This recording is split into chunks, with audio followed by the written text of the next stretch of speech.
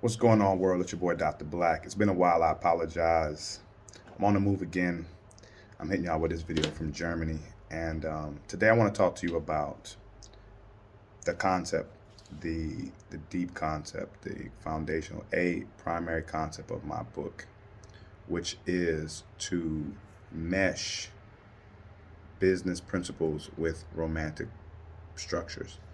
So everyone out there has a philosophy, a thought process on how to have a romantic relationship, how to conduct a romantic relationship. And it is common in our culture, the Western culture, to say not to mix business with pleasure. So a contrarian position that I'm going to take is to mix business with pleasure. You should mix business with pleasure. And what I mean is, most people are aware of work. Most people either have a job or know many people who have jobs. And so they understand some basic fundamentals of having a job, like you have to be there on time and you have to perform in order to keep your job. And, you know, if you do really well, you can put yourself in a position to get a promotion, things like that. Just basic business principles. You know, your boss is in charge, your supervisor's in charge. You work your way up the ladder so that you could be in charge. And as you go up the ladder, you get more privileges, more perks. You get promoted, you get a larger salary, you get more benefits. Those basic business principles can overlap into romance. And what I mean specifically is the most important thing that you can take from work and use in romance is your attitude. The way we conduct ourselves in a work environment, the style that we have established, or the just the basic attitude of how a person behaves. That's right, the behavioral standards at work. Imagine if you took those behavioral standards from work, from the workplace, the work environment, and you brought them home. A lot of people, when they get frustrated with their partner, when they get frustrated with their spouse or their whoever their partner is, they will speak to them in a certain way. And the way that they speak to their partner is opposite of the way they would speak to their employer or a coworker. So let's think about this. Your employer gives you a salary, whatever. They employ you to do a job. You're selling your time to your employer because your employer doesn't have the time to be able to achieve as much on their own as they would with employees. And because of that, we have established this behavioral standards at work. And we want to continue to receive the benefits from our employer, so we have higher standards. But why don't we have those same high standards for our spouse or our partner? Isn't isn't it a fact that we spend more time with our partner than our employer? Hell, even if you work 12-hour days, you still are going to spend your off time with your partner and not with your employer. It's called off time for a reason. So you're going to spend more of your time with your partner than you would with your employer. But you go home and you're frustrated by how your employer treated you, and you snap off on your partner. Or you go home and your partner says something that may be inappropriate. Let's just say it's inappropriate. They tell you, you know, that you forgot to do something and you know you did it, and then instead of just resolving it in a calm way, you snap off on your partner because you're like, well, you know, I have this latitude, I have this freedom where I can speak to them in a different way. They're not going to leave per se over that. What if we instead treat our partner as well as we treat our boss? Better than we treat our boss? What if we respected our partner more than we respected our boss? And shouldn't we? Because we are going to spend more time with our partner. And then for those of you who are working your way through the fiance stage into the marriage stage, or in the marriage stage and trying to keep your marriage together, wouldn't you want to treat someone who's going to be with you forever better than you treat someone who's just going to be with you until you find a better job? Now, some of you are thinking, well, I'm going to be with my partner until I find a better partner, and more power to you. But at a point where you peak out, where you max out, where you're as good as it gets, where you find a partner as good as it gets for you, shouldn't you use these business principles on your partner to treat them with the utmost respect, just as you already do at work? And think about it. You don't have to change anything. You don't have to do anything new and special and odd. Do exactly what you're practicing doing all day, every day at work. Just bring that greatness home. Bring that professionalism home. Be a true professional to your partner who you spend more time with, who you will spend more time with, who you've made a much longer commitment to. Because think about it, you haven't made a commitment to be with your boss forever. But you get on the stage in front of an audience and a family and friends at a wedding, and you commit to your partner forever. Better or worse, sickness and health, all that jazz. Well, if you're going to make that kind of commitment, then shouldn't you have some kind of professionalism about that commitment? Shouldn't you speak to your partner with the utmost all the time? Now, a lot of people use a cop-out. Your partner doesn't pay you, but don't they? Doesn't your partner also work? In most cases, it's just standard in our tradition today, in our culture today, both partners work. So doesn't your partner pay you? When your partner pays the utilities and you're paying the mortgage, isn't those utilities important? Aren't you benefiting from them? Aren't they paying you? Is your boss doing that? Your boss just gives you a check and you divvy it up as you want. And think about how many of you out there who are living with a partner because that you need them to help cover those bills. Those same bills that you're talking about, oh, they don't pay you. Well, they're paying you and you're taking them for granted, and you give them that crappy attitude when you go to work, and you're giving your boss the absolute most perfect version of yourself every day.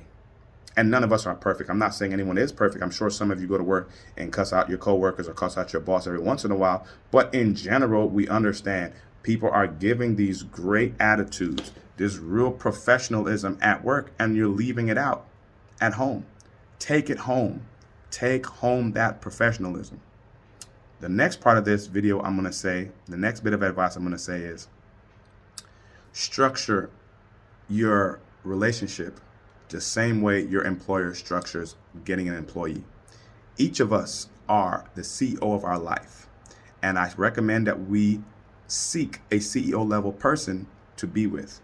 So you're a CEO, you're a company, you're looking for someone who is qualified to run your company in your absence. Really, that's what a partner is. A partner is someone who's going to look out for you and all of everything that you care about when you're not there, even when you are there.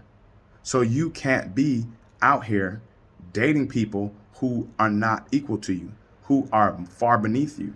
Now, a lot of men are going to say to women, hey, I make all this money, I'm the man, and so on.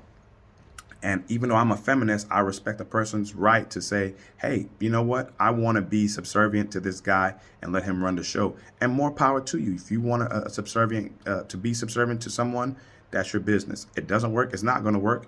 A lot of people who try to be subservient end up in very desperate situations and very unhappy and end up getting divorced or leaving that situation. But it's your right to choose that. I don't recommend it. I don't support it, but I do respect your right to make that bad choice. But if you're a normal person and you're caring about yourself, you're caring about how you conduct yourself, you're caring about being the best version of you, and you should be taking that best version of you to your relationship. That's why I'm talking about professionalism. And you should go about finding your partner in this structured way, the same way your boss does. So your boss is going to start out with setting out an application of what they want. Then they're going to go up to interviewing folks. And so the application is you sitting down with yourself and understanding what kind of partner do you want. You have to know that. Remember, 99% of the solution to your problems start with self. So you have to know what kind of partner you want. Then you need to let that be known. What kind of partner do you want in general? Then you interview or date. You know what I'm saying? You're 18, you're 19 years old, you start dating. You start meeting people and you let them know the qualifications that they need.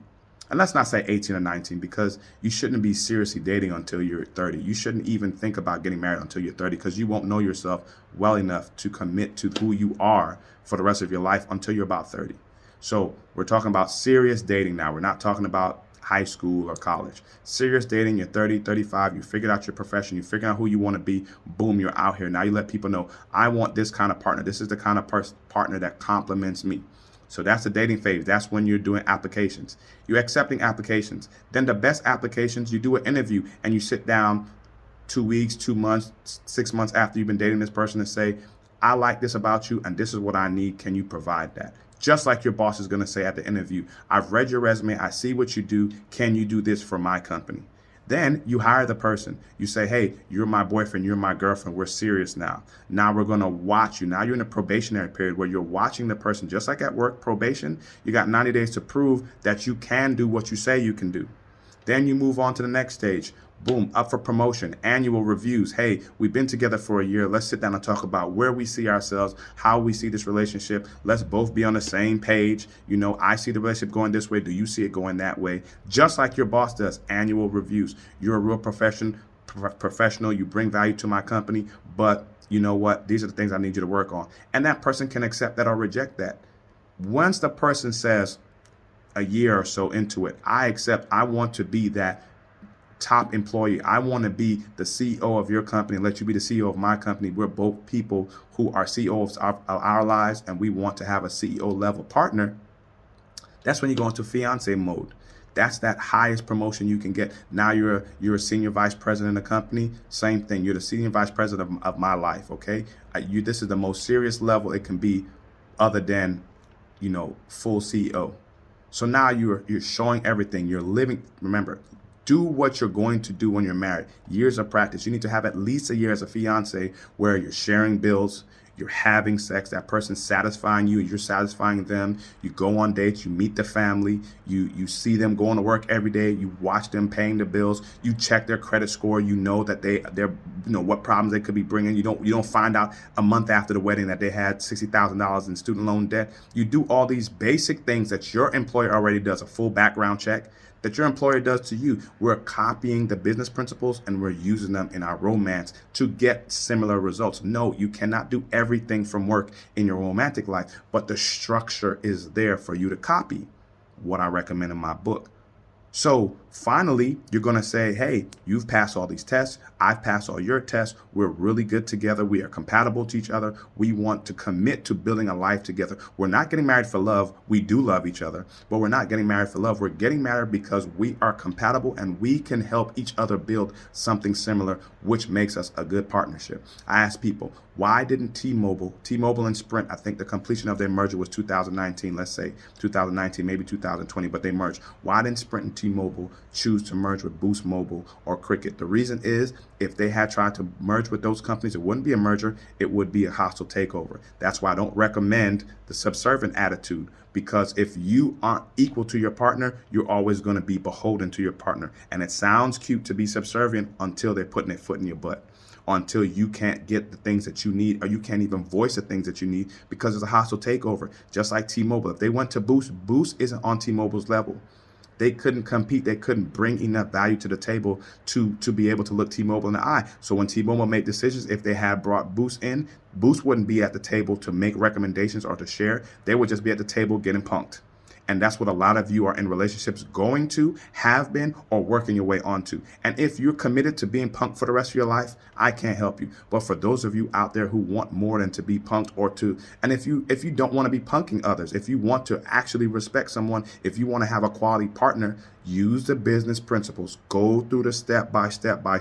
Don't be talking about I'm dating this one guy and I'm only having sex with this one guy. I only date one guy at a time. Don't let nobody fool you. These dudes out here, us men out here, we have multiple sex partners. The point is that you have to be safe. You have to practice safe sex. But everyone's so focused on your heart. Oh, I'm in love. Why are you trying to tell yourself you're in love with somebody that you had sex with after a month, after 2 weeks, after 3 months? The love is irrelevant. If they're not compatible, all you're doing is prolonging your breakup.